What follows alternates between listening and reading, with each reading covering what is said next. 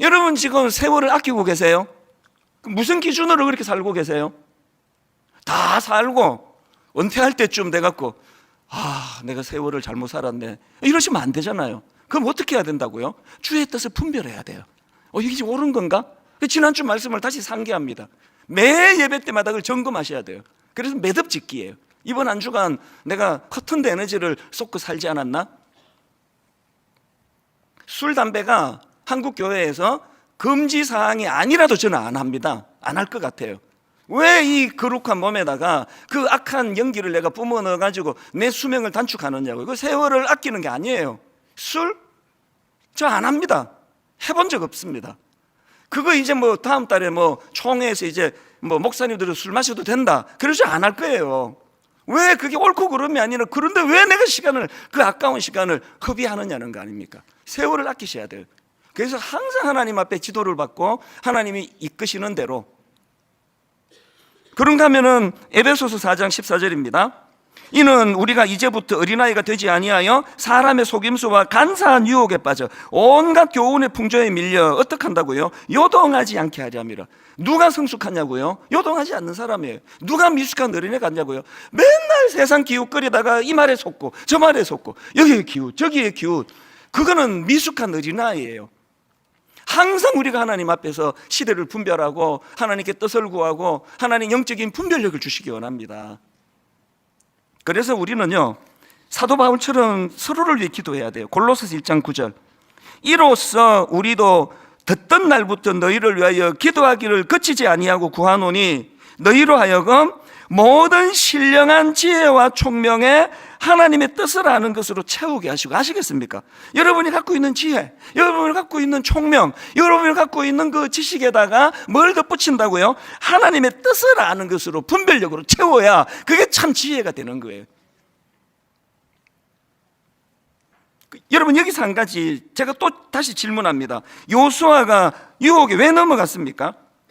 기브온 사람들이 거짓으로 평화조약을 맺고자 하던 그때는 이 요수아에게 굉장히 긴장되던 때라고 저는 생각을 해요. 왜 그렇게 쉽게 유혹에 넘어가 버렸나 생각해 보면 지금 기브온 사람들이 연합군을 결성해가지고 요수아를 위협하던 그런 때입니다. 그게 본문 2절에 나오는 얘기예요. 요수아 9장 2절입니다. 그 적들이 지금 모여서 일심으로 요수아와 이스라엘에 맞서서 싸우려 하더라. 지금 요수아가 긴장하고 있는데 그들이 위장하고 변장하고 찾아와가지고 전쟁 안 치는 방법에 대하여 이야기를 하니까 솔깃 넘어가는 거죠.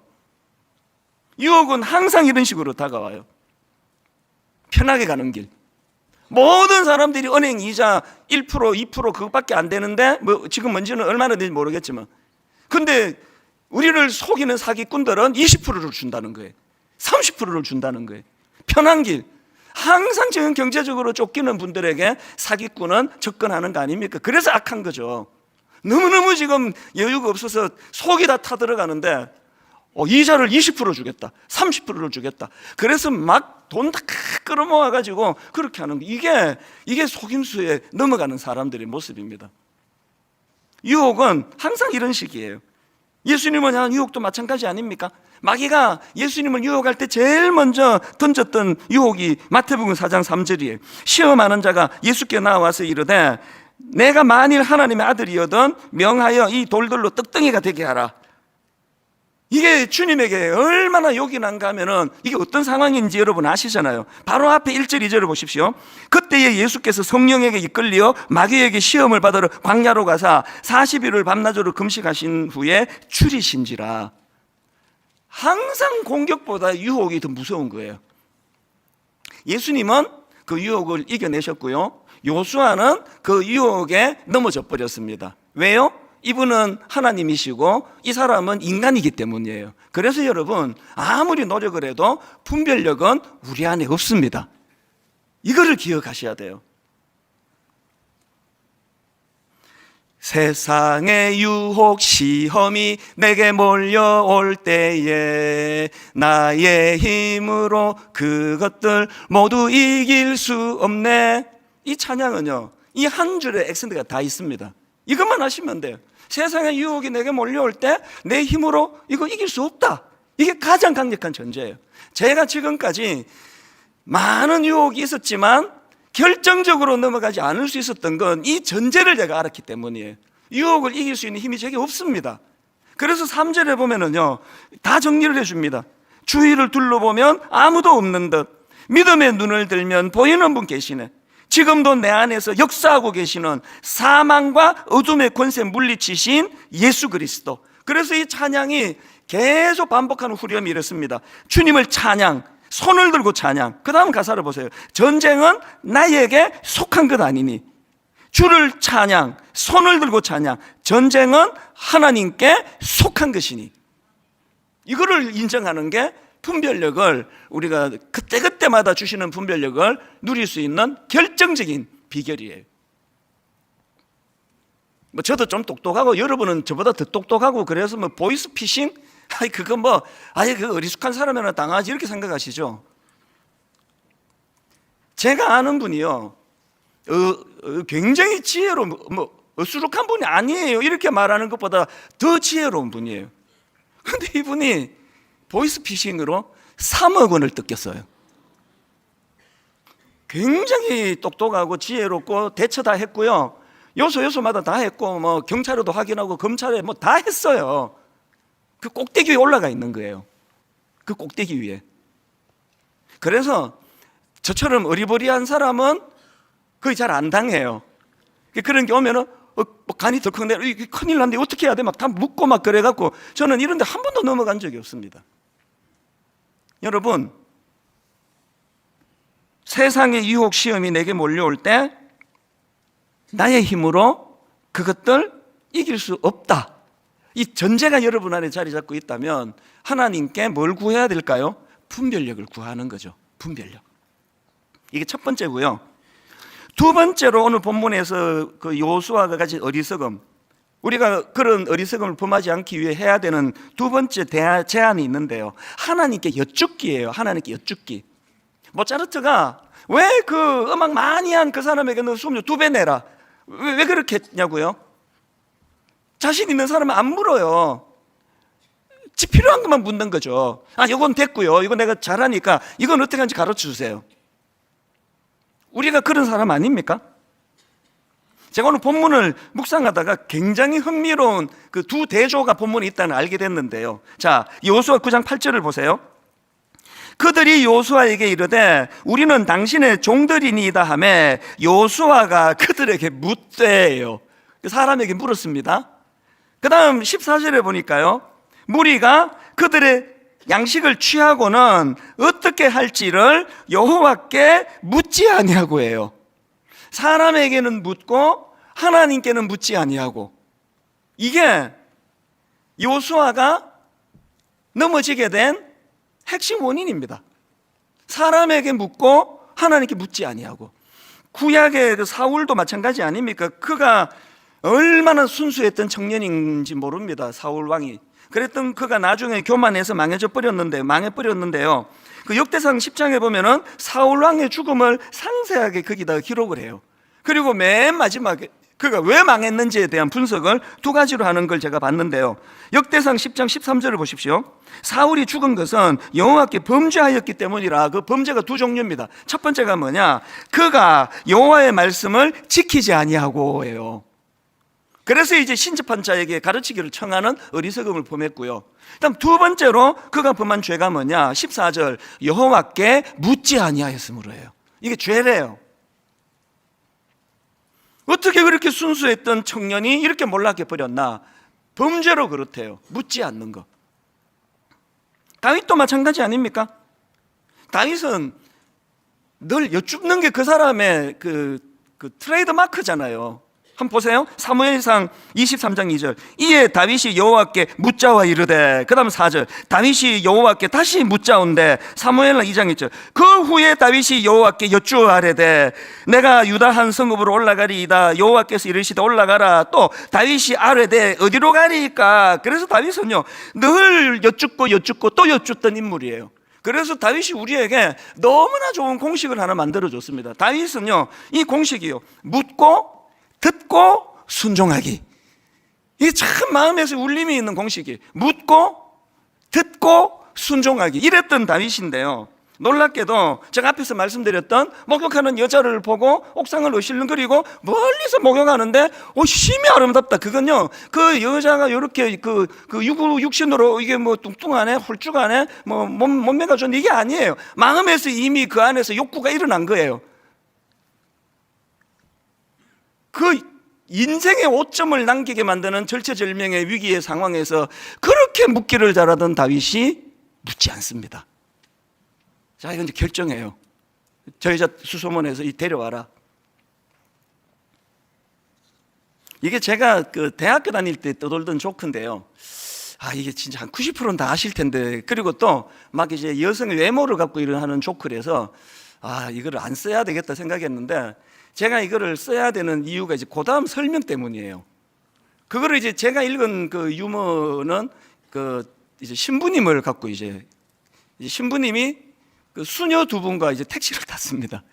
이쪽에는 굉장히 예쁜 수녀님이고, 이쪽에는 좀 뭐 예쁘지 않은 수녀님이고, 뭐 이제 그렇게 하는데, 제가 이거를 신부님을 갖다 대면 안 되니까 그냥 목사님으로 바꿔봤어요. 어떤 목사님이 전도사님 두 분과 택시를 타고 갔습니다. 왼편에는 좀 예쁜 전사님이 타셨고, 오른편에는 뭐 평범한 외모를 가진 전사님이 타셨어요. 그래서 이제 이 택시가 좌회전을 하면은 왼쪽에 그 좀 얼굴이 평범한 전사님 쪽으로 쏠리기도 하고, 또 예쁜 전사님 쪽으로 전사님은 빼고 그냥 여성으로 바꿀게요. 그래서 그런 여성 쪽으로 쏠리는데, 이제 이 젊은 목사님이 이제 기도를 하는 거예요. 어떻게 기도하는가 하니까, 이 평범한 외모를 가진 여성 쪽으로 몸이 쏠리면은 시험에 들지 않게 하옵소서. 그렇게 기도를 하고요. 아주 예쁜 여성 쪽으로 기울어지면 주여 뜻대로 하옵소서. 그렇게 기도를 했다는 거예요. 사실 이게 뭐 외모 갖고 하는 이런 조크가 좀 저지르고 해서 제가 안 쓰려고 했는데요, 이거를 제가 웃기자고 한 얘기가 아니고, 이게 우리의 실체 아닙니까? 지 마음에 들면 막 매달려가지고 주님 뜻대로 해달라 그러고, 자기 마음에 안 드는 건 시험에 들지 않게 해달라 그러고. 다윗이 지금 그 모양 아니냐고요. 그렇게 묻기를 잘하던 다윗인데 지금 멀리서 목욕하는 여자 마음에 쏙 든 거예요. 수소문해서 부르고 싶은 거예요. 안 물어요. 왜 안 묻습니까? 물으면 하나님 뜻을 말할 거니까. 너 정신 나갔냐? 스톱! 안 돼! 그건 안 묻는 거예요. 아까 뭐 내가 신부님, 막 젊은 목사님 이렇게 갖다 붙였지만요, 하고 싶은 메시지가 그거 우리 아닙니까? 자기 마음에 드는 외모를 가진 쪽으로 가면은 막 이제 뭐 주님 뜻대로 해달라 그러고. 그 반대였나? 모르겠어요. 어쨌든 이쪽으로 기울이면 이렇게 기도하고, 저쪽으로 기울이면 저렇게 기도하고, 마음에 안 들면은 뭐 시험에 들지 않게 해달라 그러고.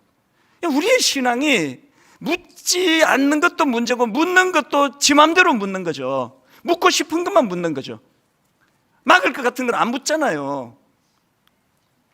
그래서 저는 오늘 여러분 결론 겸으로, 그리고 또 가장 중요한 대안으로 시편 46편 10절을 제가 들고 싶습니다. 세 번 얘기입니다. 이런 권면을 놓치면 안 됩니다. 너희는 잠깐 손을 멈추고 내가 하나님인 줄 알아라. 너희는 잠깐 손을 멈추고 내가 하나님인 줄 알아라. 내가 뭇 나라로부터 높임을 받는다. 내가 이 땅에서 높임을 받는다. 뭘 의미하는지 아시겠죠? 하나님은 우리 수준의 분이 아니세요. 그래서 항상 그 분별력은 하나님께 있어요. 그래서 자꾸 여쭙는 거죠. 잠깐 걸음을 멈추고, 잠깐 손을 멈추고. 지난주 말씀 다시 한번 말씀드립니다. 요수아가 에발산과 그리심산으로 백성들을 데리고 갔습니다. 전쟁 치다가 갑자기 엉뚱한 데로 갔습니다. 이게 잠깐 손을 멈춘 거 아닙니까? 잠깐 손을 멈추었어요. 왜 멈추었습니까? 그 공명이 잘 되는 골짜기에서 에발산과 그리심산으로 나누어 백성들을 세워놓고 하나님의 말씀을 선포하고, 어떤 말씀이 선포되든지 간에 그것을 수용하며 아멘 아멘 아멘, 그 놀라운 광경이 벌어졌는데, 이걸 제가 퍼포먼스라 그랬습니다. 위험한 단어예요. 퍼포먼스는요, 여러분이 다 아시겠지만 공연, 연주회 이런 뜻이에요. 이게 만약에요, 관객이 사람이라면요, 이 퍼포먼스는 쇼예요. 예배가 퍼포먼스면 큰일 나요. 누구에게 보여주려고 하면 이거 쇼예요. 그래서 제가 퍼포먼스를 단어를 썼습니다. 왠지 아십니까? 오늘 그 에발성과 그리심산에서 온 백성들이 가슴 터질 그런 놀라운 일들을 왜 내가 퍼포먼스라 그랬냐니까 관객이 하나님이세요. 그래서 골짜기에 가서 한 거 아닙니까? 사람에게 보여준 거 아니거든요. 잠깐 손을 멈추고 내가 하나님인 줄 알아라. 그래서 매 예배 때마다 우리가 하나님 앞에 내 가장 최고의 정성으로 하나님께 연주를 드려야 돼요. 온 정성을 다해. 사람 의식하지 아니하고. 그런가 하면은 소그룹에서도 퍼포먼스라 그랬잖아요. 주일 예배 때는 여러분이 마음껏 표현하기 어려워요. 이건 설교자 혼자 설교하는 시간이기 때문에. 그래서 소그룹을 살리자는 거예요. 이제 저는 내년 3월 눈 빠지게 기다리고 있습니다. 여러분 그 옛날에 한 번도 다락방을 안 가보신 분이나 옛날에 그냥 다락방 한 번 갔더니 막 재미 하나도 없네 그래가지고 선입견으로 안 가신 분, 내년에 한번 마음을 돌이켜 가보세요. 어떻게 변화가 되는지. 하나님 앞에 퍼포먼스가 벌어질 거예요. 우리 작은 한 8, 9 이렇게 모이셔가지고 이번에 회사에 가가지고 내가 큰일 날 뻔했잖아요. 내가 너무너무 그런 그 유혹에 넘어가가지고 이거 결제했으면 뭐 큰일 날 뻔했는데 하나님이 어떻게 막아주셨는지 분별력을 주셨다고 그것들을 나누는 게 다락방이 돼야 돼요. 또 반대로 억장이 무너지면서 내가 너무너무 미련하다고, 내가 하나님께 여쭙지 않고 내 마음대로 이렇게 사인했다가 내 집 회사에서 내가 지금 너무 어려운 일을 눈물을 펑펑 쏟으면 모든 다락방 식구들이 손을 잡고 함께 울어주는 이런 일들이 다락방에 일어나기를 원한다는 거죠. 다락방은 이거 하는 모임이야 저거 하는 모임이 아닙니다. 모든 걸 다 하는 게 다락방이에요.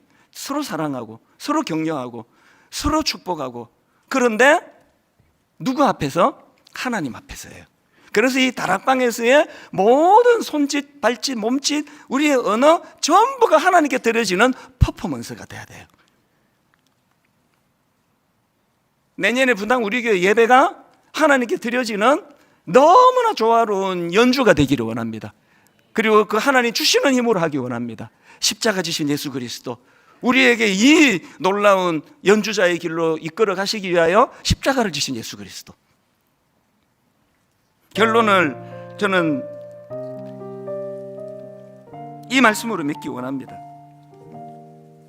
시편 25편 15절, 내 눈이 항상 여호와를 바라보면 내 발을 그물에서 벗어나게 하실 것이미로다. 우리가 유혹에 넘어가지 않기 위해서 하나님께 여쭈어야 되는데 그 일은 하나님과의 인티머시, 친밀감이 있는 사람이 할 수 있는 거예요. 내가 항상 여호와를 바라보면 내 발을 그물에서 벗어나게 하실 것이미로다. 호세아 6장 3절, 그러므로 우리가 여호와를 알자, 힘써 여호와를 알자. 그러므로 우리가 여호와를 알자, 힘써 여호와를 알자. 친밀감이에요. 항상 여쭐 수 있는 분. 제가 새벽에 일어나가지고 뭐 그 긴 시간을 뭐 하고 있겠냐고요. 그 긴 시간을 오늘 하루 제가 하나님 앞에 해야 되는 일들에 대해 여쭙는 거죠. 여쭙고 또 여쭙는 거죠.